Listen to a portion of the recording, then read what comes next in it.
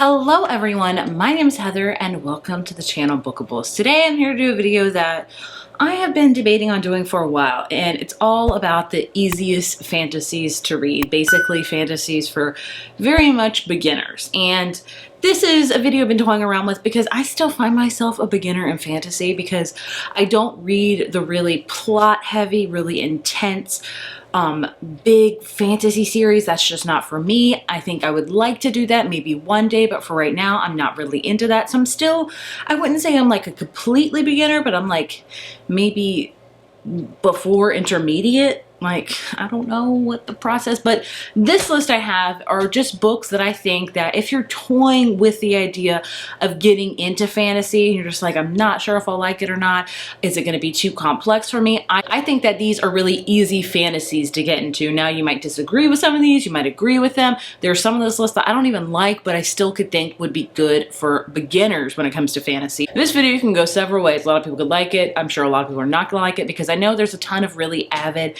fantasy fans out there, and if you are, this channel and this video is probably not for you because you're gonna watch this and think, because it's fantasy reads, this is not, and I would be agreeing with you. But there are so many other channels out there that are really heavy into fantasy, which I will link down below. I know some of them are Elliot Brooks, Murphy, I think there's one, Daniel. Like, there's a lot of really heavy fantasy. Reagan for Peruse Project also is a very big fantasy fan. So there's a plethora of channels that, in case fantasy is your jam and you are not a beginner at all and you wondered how you stumbled across this video, I would check them out. So maybe no hate will come on this video, but who knows? Either way, I have a list of easy fantasies I think that are easy. Whether you disagree with me, as always, take it with a grain of salt. First off, I'm going to start with V.E. Schwab. So V.E. Schwab has dabbled in multiple genres. She has middle grade. She really came to prominence as young adult with Victoria Schwab. And she also has written a lot of adult fantasy and V.E. Schwab. And I like both her young adult fantasy and her adult fantasy. But I would have to say some of her books are just, I think, are really easy fantasies to get into. One in particular is her Vicious series. I always don't love the sequel to this book, Vengeful, but I love Vicious. It's one of my favorite fantasies of all time. And I think it's a great one to get into because it's not really steeped in lore. There's not a lot of plot, like there's not too much to really understand, but it's basically about good and evil, and the line that straddles it is there gray in between all of those many things. So in this book we follow two characters, Eli and I forget his name because do I know where my copy of the book is? No, I don't know where it's at.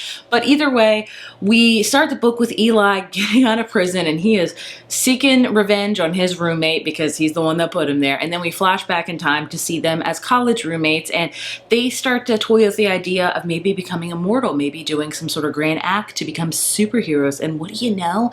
They both do. And one of them really tries to be good. You know, it's all about good and evil and the process of in between that, can there be morally gray, all of that stuff. There's like anti-heroes. It's just an amazing book and I love it. I think it's a great book for beginner fantasies because, like I said, it's not too intricate of a plot. It's very easy to understand and it's just amazing writing as well. All of her books are amazingly written. So that is one I say for sure is a great beginner fantasy. Also with her other series, A Darker Shade of Magic. This one's a little bit more complex, but I really still enjoyed it. And I think if I really enjoy it and can understand it, I think a lot of people could. I just feel like I'm a little bit stupid, you know, like sci-fi, not my jam. I love the idea of it. I try to read it. I feel like I don't even like, I look at the words, I'm like, what am I looking at? That's literally how I feel when I read sci-fi and a lot of fantasy sometimes. But A Darker Shade of Magic series is amazing. So this one follows a character named Kel who has this magic cloak, if you will, and he can go through parallel Londons that's different colors, like white London, red London, gray London. They all have different types of magics, but something really mischievous and things are happening. And this is a series, it's a trilogy, and it's an amazing one. You have different characters, you have lots of different magic, but it's not, again, too complex that you can't understand. I think it's a great one for beginner fantasy fans because, again, The writing, super, super beautiful, really likable characters, very memorable plot, and not too complex. So that's my big thing for beginners. I think you don't want to be too complex at first because it's just gonna make your brain go just explode. You know what I mean? You know what I mean? Okay, moving on. I'm gonna go with another author that is very well known, and I think are great beginner fantasies. That's just me, and that's gonna be the ACOTAR series by Sarah J. Maas.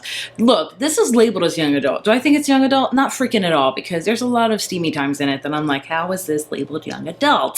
So I'm gonna put it on here anyway. So this series, I would say, out of all of her series, is the easiest to understand, the most romance. In case you're really wanting to try romantasy, which is romance and fantasy mixed together, this is the perfect series for you, because it really, I think of all of her series, this one relies heavily the most on romance. So if that's your jam, that's great. If it's not your jam and you're like, I just want straight up some fantasy, I think that the Crescent City series is a good one for you. But anyway, back to ACOTAR. So we have, oh crap, how many books is it now? Like 4, and I think she's expanding. I don't know. My favorite is the second one. I think every fan will tell you Mist and Fury is their favorite. But basically, in this first one, we follow a character named Feyre, and she lives in the land of humans, but then she accidentally wanders into the fairy world and kills something to help her family, like, you know, survive and not starve and all that kind of stuff. And then we encounter Tamlin, who is the fairy lord of the Spring Court, and he's like, no, you can't come in my land, kill something, so, you know, I'm going to take you hostage. It's kind of got that Beauty and the Beast vibe to it. And so she goes and, you know, she gets acquainted with the fairies. Steamy times happen. It's the Spring Court. In this world, there's so many different courts. The Spring Court, the Autumn Court, the Night Court, which you will get to know very, very much so. All those kind of courts, and they're kind of just very seasonal, which I'm a sucker for, and the characters in this series are just amazing. It's not too complicated to understand, so I would recommend it. Again, if you're straight up looking for some romance, like mostly romance, and then you get some dashes of fantasy in there, this is a great series. Now, however, if you want to kind of lean away from the romance, where it's still in there, but it's really not our main centric plot, I think the Crescent City series is for you. I say this as I've only read the first one, and there are 3 out. Are there going to be more? I don't know, because as you can see, fantasy books are quite thick, and I'm a mother of 2 with very little time to read. I'm immediately daunted, so that's the main reason why. But in this book, we follow a character named Bryn, who lives in a world where there's just magic everywhere. There's werewolves, there's vampires, there's angels, there's other things. And she is best friends with Danica, who is a werewolf. And Danica is like kind of the pack leader, and they are BFF. They were going to make the drop together, which is when you reach a certain age, you can get your magic pretty much. And then Danica is brutally murdered with her pack, and it follows many, many years later as Bryn gets a chance as Bryce gets a chance to finally avenge Danica's murder. And there she gets paired with Hunt, who is like a fallen angel, if you will, to try to figure out what exactly happened. It's a great one. It's definitely more complex, I will say. This is one of the most complex ones on this list, in my opinion. But again, as always, take my opinion with a grain of salt. But I still really enjoyed it. This is technically her only adult fantasy series, but I think all of them are, like, I guess I could say this is no adult and this one's adult, but either way, this is a great series. If you want a little bit more oomph to it, you get it. In case none of those books I mentioned are your jam, and you're just looking for some straight up cozy fantasy, ones that are just have fantastical elements to them, but still have a very cozy vibe, these books are for you. So I have the Legend of the Latte series by Travis Baltry. He has 2 books released so far. I don't know if he's going to make more, but of cozy fantasy books, these are the ones for this. So this whole series follows a character named Viv. And Legend of the Lattes, Viv is a bounty hunter, or I don't know what exactly it's called, but she just, you know, kills. She's an orc. That's what she does. And then she decides one day, she's like, I'm done killing. I want to hang up my axe and I want to open up a coffee shop. Girl can dream. And so she does just that. In this whole fantastical world, coffee is very new. She went to one place when she was doing her hunting and killing and found coffee, and she's like, oh my gosh, this is amazing, because I was about to say coffee is amazing, but I don't drink coffee, but I know a lot of people swear by it, so I can, you know, respect the fact. But basically she introduces this whole town that she's into coffee, and it's literally that's what the whole book is about. Her opening this coffee shop, building it, making a menu, hiring this little ratkin that is a baker, and he bakes cinnamon buns. And then he's like, oh, maybe I can bake some like bread with this. And then Viv discovers, maybe I don't have to serve hot coffee all the time. I could put ice in it and make it cold coffee and have other things. And you're just like, this is all stuff you know. It's like a regular Starbucks around here, okay? But in this world, they don't know any of this. So it's so intriguing to read about. So it's got orcs, we got ratkins up in there, we got some witches. It's just a cozy one. It is just adorable. It's labeled as fantasy because we got all those characters, of course, but man, it's just a perfect book to curl up by the fire with and dream of opening up your own coffee shop, my friend. Then we have the prequel, I shall say, and that is Bookshops and Bone Dust. So this is when Viv was very much first starting out her mercenary. She's a mercenary, that's right. And she gets injured, and so she has to stay in this small seaside town. I forget what the town's called, but basically she starts helping this bookshop that is very battered down, doesn't do really well, and Viv has never really liked to read because Viv is really not liked to read. So this like cat mouse thing, I forget what you call them, takes it upon herself to like make Viv love reading. And so that's what the whole book is about. Viv has a love interest. It's just super cute. I don't love it nearly as much as Legends and Lattes, but man, both equally cozy, both equally easy to read, and both equally cute. I want to recommend is The House in the Cerulean Sea by TJ Klune. This book blew up years ago with good reason because it is so adorable. So in this book we follow a character named Linus, and when I think of this book, I think of like the X-Men and the mutants, if you will. So Linus works in this department where he checks up on the welfare of magical youth, like mutants, you know what I'm saying? So he travels to different orphanages, makes sure everything's going up to code, everybody's being treated nice, all that kind of stuff. He never really connects to the kids or the job because it's just a job to him. And then one day he gets assigned to this one orphanage, a house that is very elusive. Nobody really knows what goes on. And so his boss tasks him to not just check on it, but live in there for a while and report back to him. Let him know about the owner of it, which is named Author. And then he meets all of the many characters that live. Then he meets all of the many kids that live in this house that's literally right by the sea. And oh my gosh, you will fall in love with every single one of them. Let's see if I can still remember his names. Chauncey, he was my favorite. He was like this green blob. And all this boy wanted to do was be a bellhop one day. That was his life dream. And I'm like, keep on dreaming. Then we have Lucy, who's like a 150-year-old garden gnome. And there's one scene in this book I can remember very particular where they actually go into town and Lucy gets to go to a gardening shop. And her and the shop owner just for hours about the shovels and the spades and the dirt because she's a garden gnome. She loves gardens, and I love that. We have another fairy. We have a wyvern up in here. We have, I forget one, it's a boy that can turn into a dog. We also have the child of Satan. No, that's Lucy. Lucifer. Duh. And he's just adorable, and it's just, oh my gosh, you will fall in love with every single one of these characters, guarantee you me. And it's just adorable book. And the sequel to this is actually coming out next month, I believe. I don't know if it's a sequel or a companion novel. Either way, you bet your bottom dollar I'm gonna read it.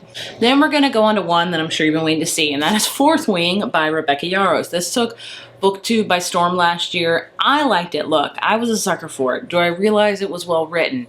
Do I realize it wasn't the best written? Yes. Do I realize it was a bit of cliche and things like that?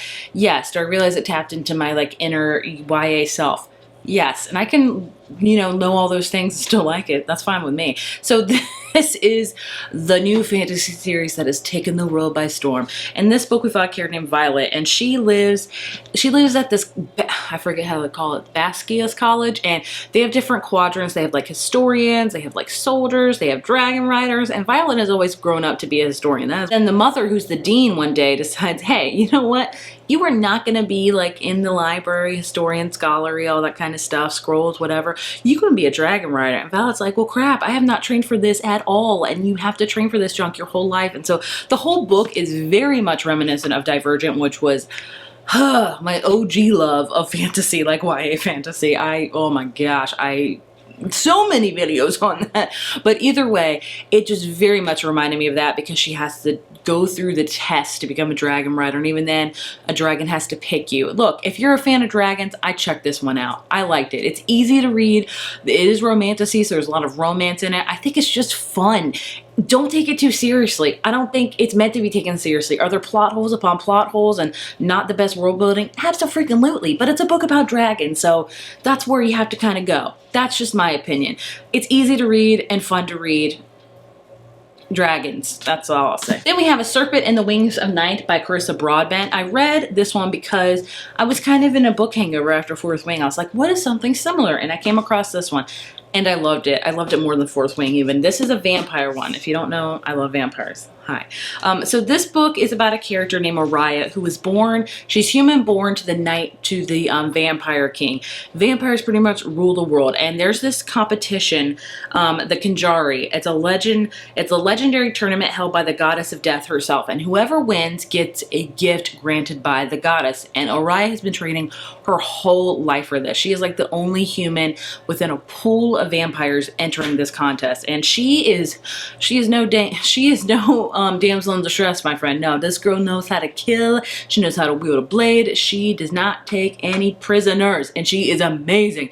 This does have romance in it, which I loved. It's thick. It is a little bit more, you know what? It's not too complex to understand, honestly. You're just in a vampire world, and they're doing their things, and you just kind of are in a competition, which are some of my favorite fantasy books to read because I think they're the easiest. When you have a competition, a clear-cut thing of what you're all going for, I think it's just an easier read, but that's just my opinion. I love this one. It does have a sequel. I didn't love it as much, and there's another companion novel coming out in a couple months, which I am so excited about because it's a character from in here. So, all adult fantasies, technically within the adult genre. I do want to end with some YA fantasies that I love and adore that I think are easy reads, because some YA fantasies are too complex for even some YA fantasies I think are too complex, but that's just me.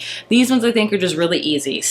One of my favorite series of all time is the Arc of the Scythe series by Neil Shusterman. I read this a long time ago, was blown away, and I'm still blown away. So we have Scythe, we have Thunderhead, and then we have The Toll. It's an amazing trilogy that really makes you think.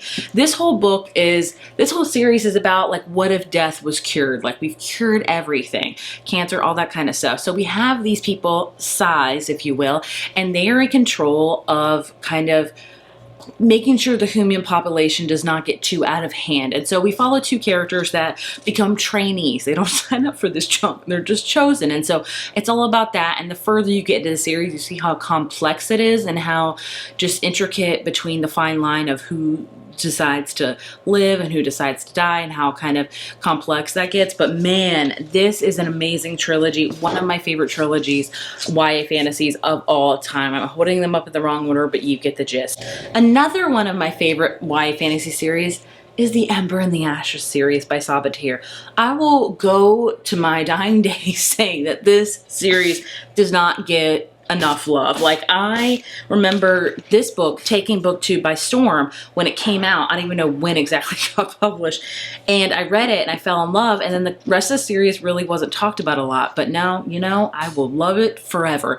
This is an amazing series. A little bit more complex, but I understood it, so I think you can too. But that's just me. I will have to read the back to kind of refresh myself. So we have this martial empire. It's kind of set like Roman time, if you will.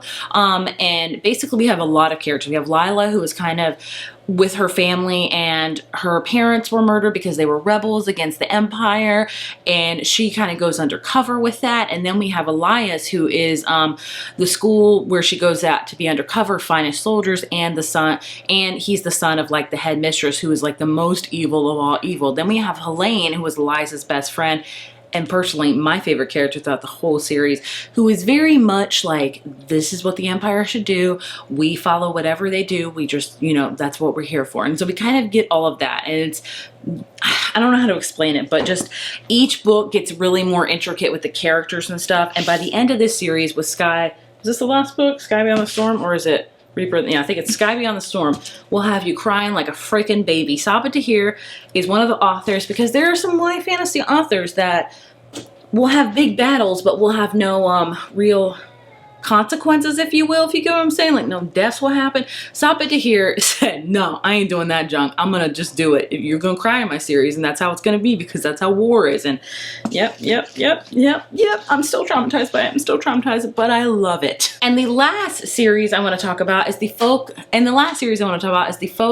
of the Air series by Holly Black. This book series is having a resurgence of love. It was very big when it came out, when I read it. This is a YA fantasy series all about fae, and I think a lot of people have the notion of fairies being amazing, and I've read so many books that are straight up evil. So if I ever meet a fairy one day, I'll know I'll know to watch. But basically, we follow character Jude, who's a human living in a fairy world, and girls got it rough. And everyone just hates her, including, what's his name, Carden, who is like the prince, and they just really loathe each other, and it kind of goes on from there. It's a trilogy, is that right? Yes. And it does have romance in it. It's not too complicated. It's set in the fairy world, and I really enjoyed it. I think it's a great one. She did release kind of a prequel, not a prequel, like a sequel with different characters, and I haven't read it because I just feel like I'm kind of grown out of the YA fantasy, but I still have fond memories of all of those YA series I talked about, and I'll always love them because I think they're just amazing and great beginner fantasy books to read. So there you have my list of easiest fantasies to read in my eyes. You could be totally scoffing at this, you could be agreeing. Either way, I understand. I would love to know what books you think are the easiest fantasies to read. I'm sure I left some out, but I hope that somebody got a good recommendation from this, because that's all I can ever ask for. But as always, thank you so much for watching, and I will see you in my next video.